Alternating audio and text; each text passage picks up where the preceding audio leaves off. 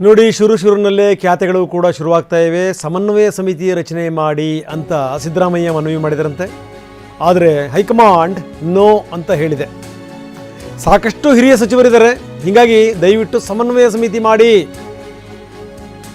ಸರ್ಕಾರ ಮತ್ತು ಪಕ್ಷದ ನಡುವೆ ಸಮನ್ವಯದ ಅವಶ್ಯಕತೆ ಇರುತ್ತೆ, ಹೀಗಾಗಿ ಮಾಡಿ ಅಂತ. ಆದರೆ ಹೈಕಮಾಂಡ್ ಬೇಡ ಅಂತ ಹೇಳಿದೆ.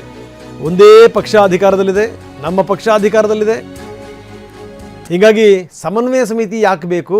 ಏನಾದರೂ ಸಮ್ಮಿಶ್ರ ಸರ್ಕಾರ ಇದ್ದಂಥ ಸಂದರ್ಭದಲ್ಲಿ ಸಮನ್ವಯ ಸಮಿತಿ ಬೇಕಪ್ಪ. ನಮ್ಮದೇ ಪಾರ್ಟಿ ಅಧಿಕಾರದಲ್ಲಿದ್ದಂಥ ಸಂದರ್ಭದಲ್ಲಿ ಸಮನ್ವಯ ಸಮಿತಿ ಮಾಡುವಂಥದ್ದು ಅಗತ್ಯ ಏನಿದೆ? ಬೇಡ ಅಂದ್ರಂತೆ. ಏನಾದರೂ ಆ ರೀತಿ ಹೆಚ್ಚು ಕಡಿಮೆ ಆಗ್ತಾ ಇದೆ, ಸಮನ್ವಯ ತಪ್ತಾ ಇದೆ ಅಂತಂತಂದರೆ KPCC ಅಧ್ಯಕ್ಷರು ಇರ್ತಾರಲ್ಲ, ಮತ್ತ್ಯಾಕೆ ಅಂತ ಕೂಡ ಹೈಕಮಾಂಡ್ ಕೇಳಿದೆ. ಇದು ನೋಡಿ ಸಂಗತಿ. ಅತ್ಯಂತ ಸಹಜವಾಗಿಯೇ ಎಲ್ಲಿ ಏಕಮೇವಾದ್ವಿತೀಯ ನಾಯಕ ಆಗಿಬಿಡ್ತಾರೋ ಅನ್ನುವಂಥ ಭಯ ಆತಂಕ ಇದ್ದೇ ಇದೆ. ಯಾಕಂದರೆ DK ಶಿವಕುಮಾರ್ ಅವರ ವ್ಯಕ್ತಿತ್ವವೇ ಹಾಗೆ ಒಂಥರ ಧಾಡಸಿ ವ್ಯಕ್ತಿತ್ವ. ಏನಾದರೂ ಮಾಡಬೇಕು ಅಂತಂದರೆ ಮಾಡೇ ಮಾಡ್ತಾರೆ. ಹೀಗೆ ಅದು ಪಟ್ಟು ಸಾಧಿಸೋದ್ರಿಂದ ಆಗಲಿ, ಅದೇನಾದರೂ ಕೋಪ ತಾಪಗಳು ಬಂತು ಅಂತಂದ್ರೆ ಅದನ್ನು ಮುಂದುವರಿಸೋದಾಗಲಿ, ಅದು DKಗೆ ಕರಗತ. ಹೀಗಾಗಿ DKಯ ಹಠಮಾರಿತನವನ್ನು ಕಂಡಿರುವಂಥವರು ಹೆದರ್ತಾರೆ, ಬೆದರ್ತಾರೆ. ಸೊ ಇವ್ರ ಕೈಗೆ ಪೂರ್ತಿ ಬಂದುಬಿಟ್ರೆ ಗತಿ ಏನಪ್ಪ ಅನ್ನುವಂಥ ಪ್ರಶ್ನೆ ಭಾಳ ಜನರಿಗಿದೆ, ನೋ ಡೌಟ್. ಹೀಗಾಗಿಯೇ ಈ ಸರ್ಕಾರ ಮತ್ತು ಪಕ್ಷದ ನಡುವೆ ಒಂದು ಸಮನ್ವಯದ ಅಗತ್ಯ ಇದೆ, ಒಂದು ಸಮನ್ವಯ ಸಮಿತಿ ರಚನೆ ಮಾಡಿಬಿಡಿ ಅಂತ ಹೈಕಮಾಂಡ್ ತುಂಬ ಸ್ಪಷ್ಟವಾಗಿ ಇಲ್ಲ ಅಂತ ಹೇಳಿದೆ ಅಂತೆ. ಯಾಕಂದರೆ ಇರೋದು ಒಂದೇ ಪಾರ್ಟಿ, ನಮ್ಮದೇನು ಕಡಿಮೆನಾ, ಇಷ್ಟೊಂದು ಸೀಟ್ಗಳನ್ನು ಗೆದ್ದಿರುವಂಥ ಪಾರ್ಟಿ. ಈ ಸಮನ್ವಯ ಸಮಿತಿ ಮಿತಿ ಅವೆಲ್ಲವೂ ಕೂಡ ಇನ್ನೊಂದು ಪಕ್ಷದ ಜೊತೆಗೆ ಅಧಿಕಾರ ಮಾಡಿದಾಗ, ಹಾಗಾಗಿ ಅದರ ಅಗತ್ಯ ಇಲ್ಲ ಅಂತ ತುಂಬ ಸ್ಪಷ್ಟವಾಗಿ ಹೇಳಿದೆ ಅಂತೆ. ಪ್ರಮೋದ್ ಶಾಸ್ತ್ರಿ ನಮ್ಮ ಜೊತೆಗೆ ಈಗ ನೇರ ಸಂಪರ್ಕದಲ್ಲಿದ್ದಾರೆ. ಪ್ರಮೋದ್, ನಾನು ಹೇಳ್ತಾ ಇದ್ದೆ ಆರಂಭದಲ್ಲೇ ಒಂದಷ್ಟು ಖ್ಯಾತೆಗಳು ಕೂಡ ಶುರುವಾಗ್ತಿವೆ ಅನ್ನೋಕ್ಕೊಂದು ಬೆಸ್ಟ್ ಎಕ್ಸಾಂಪಲ್ ಇದು.